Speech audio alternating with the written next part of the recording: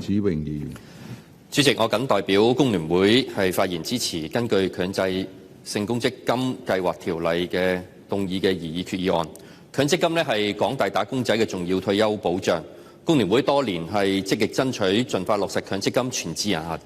其好處係顯而易見嘅。首先，強積金全自由行係容許僱員將僱主強制性供款嘅累算權益轉移到自選計劃，讓到僱員可以因應個人嘅風險、承受能力同埋退休目標，更彈性地管理自己嘅退休投資，真正實現係自己退休金自己管。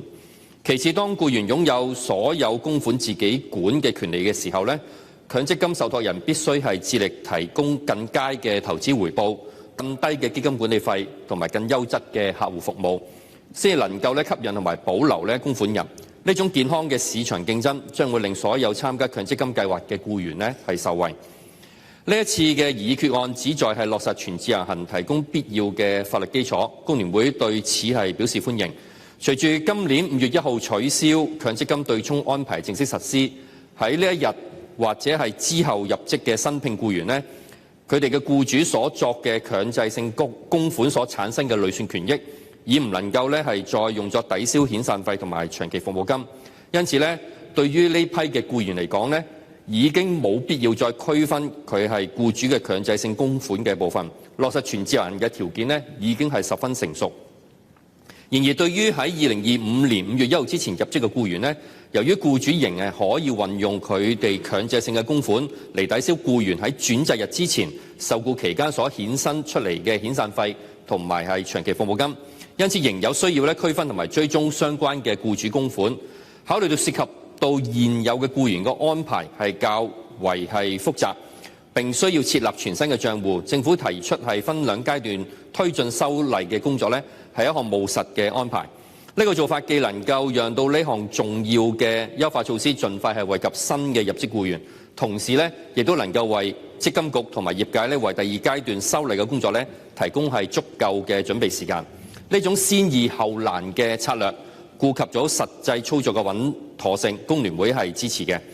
不過，目前決議案第 148A 條仍然沿用半自由行嘅框架，無論係取消對沖安排前已入職嘅現有僱員，或者係之後入職嘅新聘僱員佢哋都只可以每年一次將現職僱主強制性供款轉移到自選計劃下嘅新設嘅僱主強制性供款專項帳戶。我哋認為轉移頻次係有進一步優化甚至係改良嘅空間。我哋建議政府未來可以研究將轉移頻率增加到每半年一次，讓到僱員能夠更靈活地因應市場變化調整投資嘅策略，更好地實踐自主管理，提升投資回報，改善退休生活嘅質素。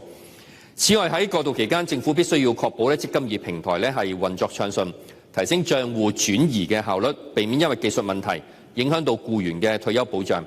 同時，亦都需要提供足夠嘅用戶支援，做好宣傳教育，協助僱員適應新嘅系統。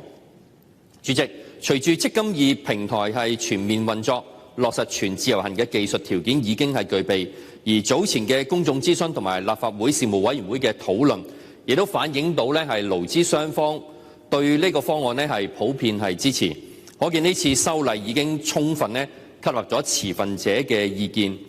喺提升僱員權益同埋維持制度穩健之間取得咗合理嘅平衡。本人懇請各位議員同事支持呢項嘅決議案，讓到強積金全自由行順利邁出重要同埋關鍵嘅一步，讓到強積金供款人能夠早日受惠於呢項重要嘅制度優化。主席，本人謹此陳辭。